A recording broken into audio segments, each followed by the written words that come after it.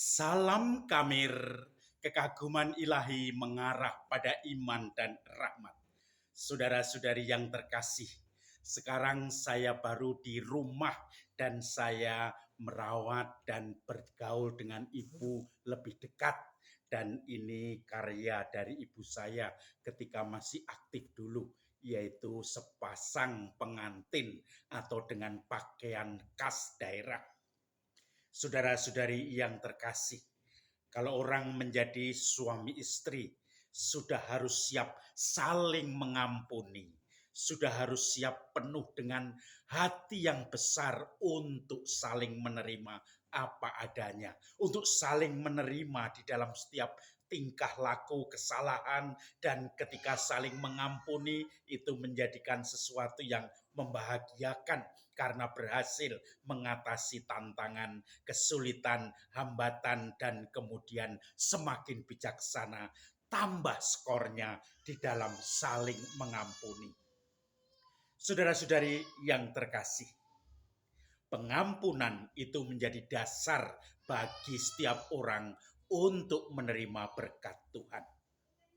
Injil hari ini bicara juga tentang pengampunan. Petrus bertanya kepada Yesus, "Guru, sampai berapa kali saya harus mengampuni orang lain? Apakah sampai 7 kali?" Lalu Yesus mengatakan, "Sampai 7 kali 70 kali." Artinya tak terbatas.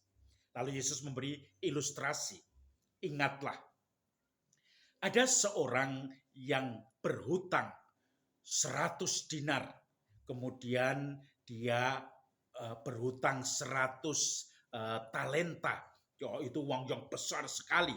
Kemudian dia minta kepada, karena tidak bisa membayar kepada tuan atas penghutang itu atau yang memberi piutang, dia mengatakan, "Jualah anak-anakmu dan istrimu, kemudian jadi budak dan uangnya untuk melunasi utangmu." Itu pun tidak cukup.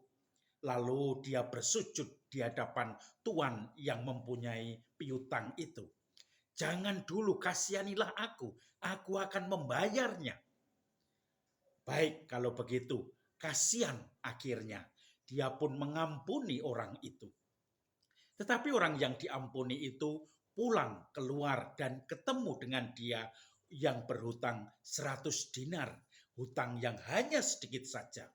Dia langsung mengatakan, "Bayar hutangmu." Lalu kemudian dia mengatakan, "Kalau kamu tidak mau, kamu akan saya masukkan dalam penjara."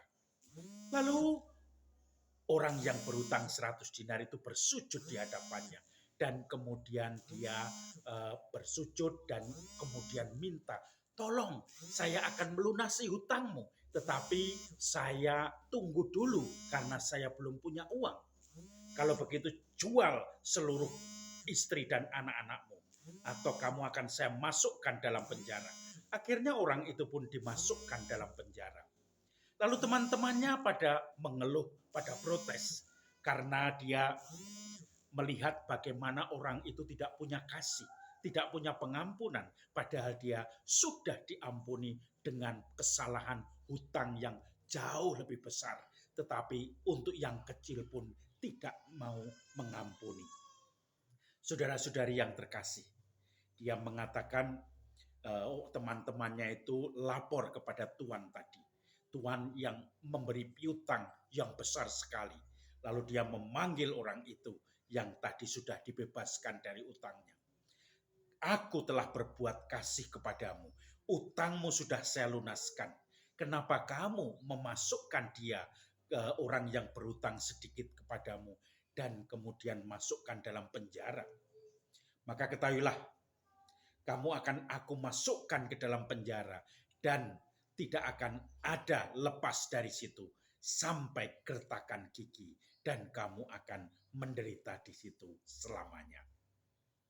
Saudara-saudari yang terkasih, ilustrasi tadi membiasakan atau menggambarkan tentang pengampunan.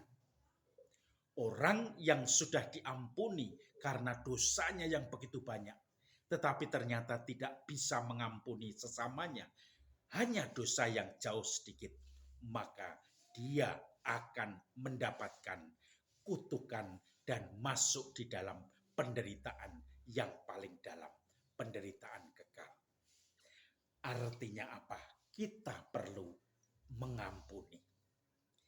Bapak, Ibu, saudara-saudari yang terkasih, kesempatan bersama saya dengan Ibu ngobrol, kemudian cerita masa lalu, cerita unek-unek Ibu, karena dia sekarang Ibu itu beliau kalau cerita sudah lupa mungkin sudah tidak ada kontrol, dalam arti tidak ada yang tidak enak dan seterusnya. Dia selalu cerita apa adanya. Dalam cerita-cerita seperti ini terjadi rekonsiliasi, terjadi saling mengampuni, terjadi saling pertobatan. Ketika saya kecil dididik, mungkin ada kekecewaan-kekecewaan dalam diri saya. Itu saya ungkapkan dan sekarang sudah tentu saja lumer. Kadang-kadang tanpa sadar itu menjadi luka batin kita. Kita selamanya tidak sadar bahwa itu mengganjal dan itu selalu kita sembunyikan di dalam hati kita. Tapi begitu diceritakan, ini akan terungkap semua keganjalan atau ketidakpuasan saya. Sebaliknya, Ibu juga mempunyai ketidakpuasan terhadap saya. Komplain, cerita-cerita tentang mungkin ketika saya masih muda dan bagaimana perasaan Ibu yang waktu itu tidak terungkap.